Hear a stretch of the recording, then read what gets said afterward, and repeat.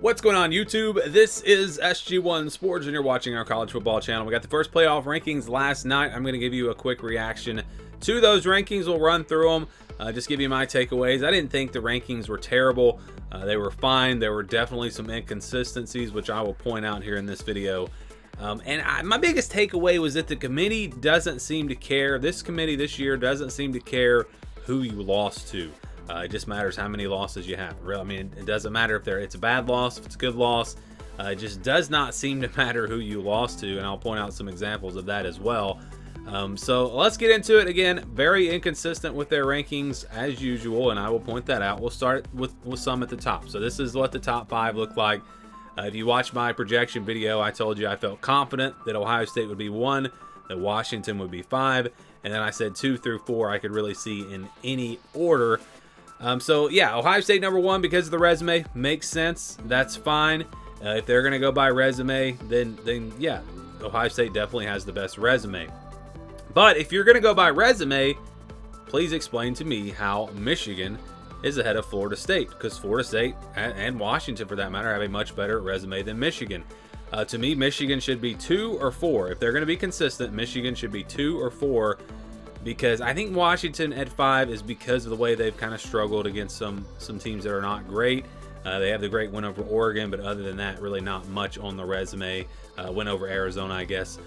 But yeah, so if you're really going to look at resume, Michigan should actually be 5. But again, Georgia and Florida State, there is no difference between Georgia and Florida State right now. If you look at the resumes, Florida State has a better resume. Georgia really doesn't have a great resume.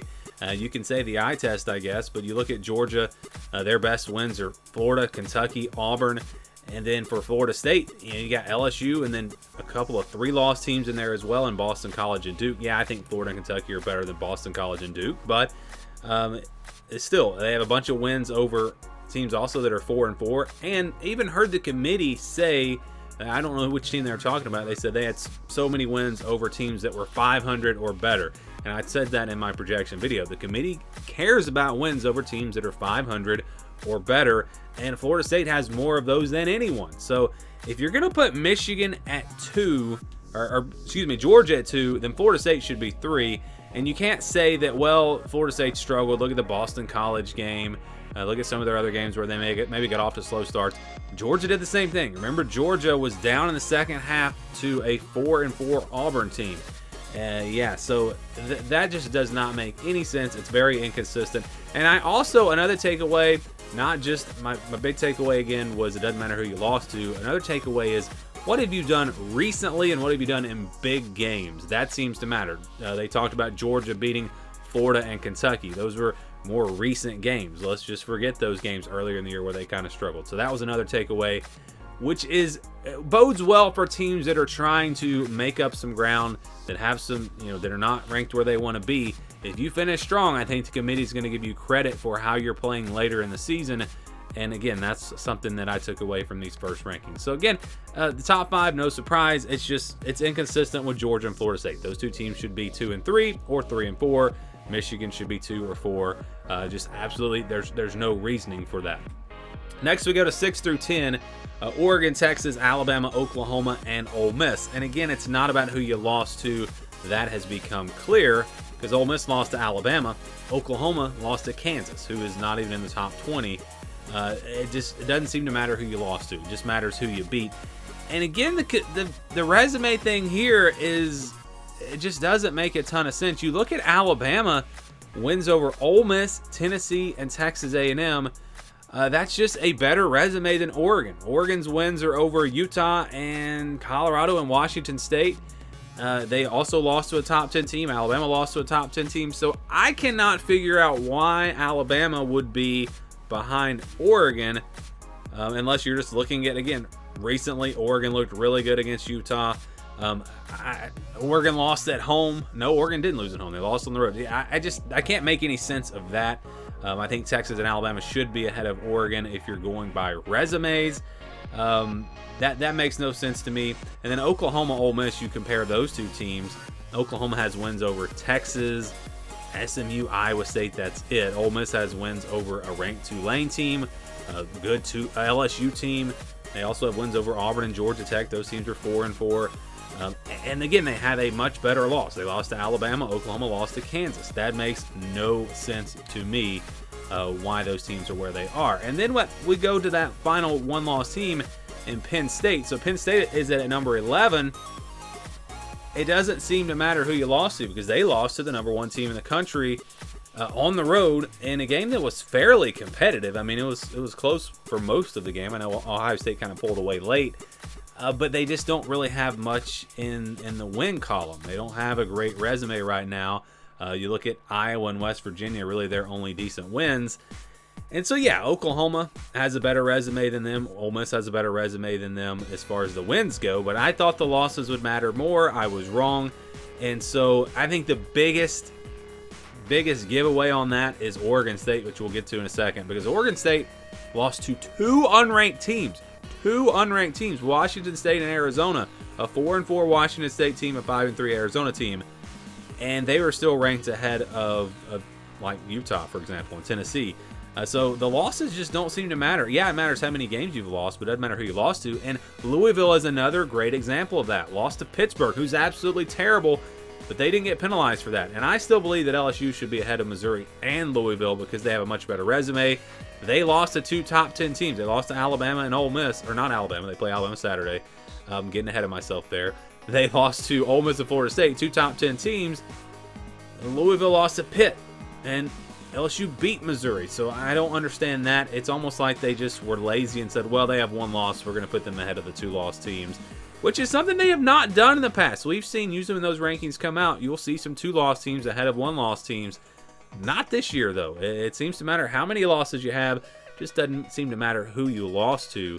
And again, that's very evident there with Louisville being ahead of LSU, which I think LSU is a much better team than Louisville. Notre Dame at number 15. So I did, the top 2 loss teams, I had LSU and then Notre Dame. So no surprise there. All right, back to Oregon State. If we compare them to, let's say, Utah and UCLA and USC. So they're ahead of all those teams with this cluster of Pac-12 teams. You look at the wins first. Oregon State beat Utah and UCLA. Very good wins. Those are good wins. Look at Utah, though. They beat UCLA, USC, and Florida. That's a better resume in terms of wins. UCLA, not really a whole lot on the resume. I think they are where they probably should be. And same thing for USC. Arizona's a win for USC. So clearly, to me, if you're going by wins, UCLA and USC should be behind Oregon State and Utah. But if you're looking at the losses, Utah lost to Oregon and Oregon State. Oregon State lost again to Washington State and Arizona, 2 not ranked teams. That just makes no sense to me. UCLA and USC also have losses to really good teams. But they're putting Oregon State ahead of all those teams because of one thing, and that's the wins. But again, Utah actually has better wins than Oregon State, so maybe head-to-head matters here, but head-to-head didn't seem to matter with LSU and Missouri. So again, it's just so many inconsistencies with these rankings, and this is how it always is. They're always inconsistent. For one set of teams, they'll have one rule, and for another set, they'll go by something else. Tennessee just kind of randomly in there at number 17 among all these Pac-12 teams. I had Tennessee, I think, a little bit lower, actually. You talk about wins over Texas A&M and Kentucky, pretty good wins, but they do have the loss to Florida, where they lost pretty bad. I think that's what's hurting them. I don't think the Alabama loss hurts. And then you go to the final 5 teams: Kansas, Oklahoma State, Kansas State, Tulane, Air Force. So they're not giving Tulane credit for losing to Ole Miss. Again, the losses just don't seem to matter. They do have that win over Memphis. And so, no real surprise that those are the 2 group of 5 teams that are ranked. I know I had James Madison in my projection. I knew they weren't eligible. I guess for whatever reason, I thought they still would be ranked. But that was just dumb on my part. So we won't have them in there next week on the projections. So let's get to Kansas, Oklahoma State, and Kansas State. And again, these are small things, but the inconsistencies here, you look at these 3 teams, I just don't understand. Again, it seems like they are forgiving the bad losses. With Oklahoma State, they lost to South Alabama. Not only did they lose, they got blown out in that game. And by the way, Tulane beat South Alabama. I believe it was Tulane. So, yeah, that's not making a ton of sense. No, it was actually James Madison. I take that back, so forget that. But anyways, they lost to South Alabama. They got blown out in that game. They also lost to Iowa State, a team not even ranked. They do have wins over Kansas State and Kansas. So again, head-to-head seemed to matter here. In other spots, maybe it didn't matter as much. Like you go through these rankings and you see some of those other spots. But yeah, Kansas State behind them. I think Kansas is ahead of, they're ahead of Kansas State. So I'm getting myself confused because everything is so inconsistent. So they have the head-to-head win over Kansas State. They don't, and they have the head-to-head win over Kansas, but they're behind Kansas and they're ahead of Kansas State. It doesn't make any sense here. Kansas has the great win over Oklahoma, and you compare the losses for Kansas and Kansas State. We'll start with Kansas State. They lost to Missouri and Oklahoma State. Pretty good losses there. And then for Kansas, they lost to Texas and Oklahoma State. So a little bit better losses, and they have the win over Oklahoma. So I like Kansas over Oklahoma State and over Kansas State. But to me, I can't understand Oklahoma State being ranked where they are when you lose to South Alabama like that. I didn't even think they'd be ranked, but I go back to what I said earlier about how are you playing now. Oklahoma State's playing better now, and that is another takeaway. So it seems to be about who you've beaten. Doesn't matter who you lost to, and are you getting better? How are you playing now? That seems to be what this committee is looking at. So give me your thoughts on these first rankings. We'll try to do a better job projecting them next week now that we kind of know what this committee is thinking. And big weekend coming up. I'm sure there'll be a huge shakeup in the rankings next week.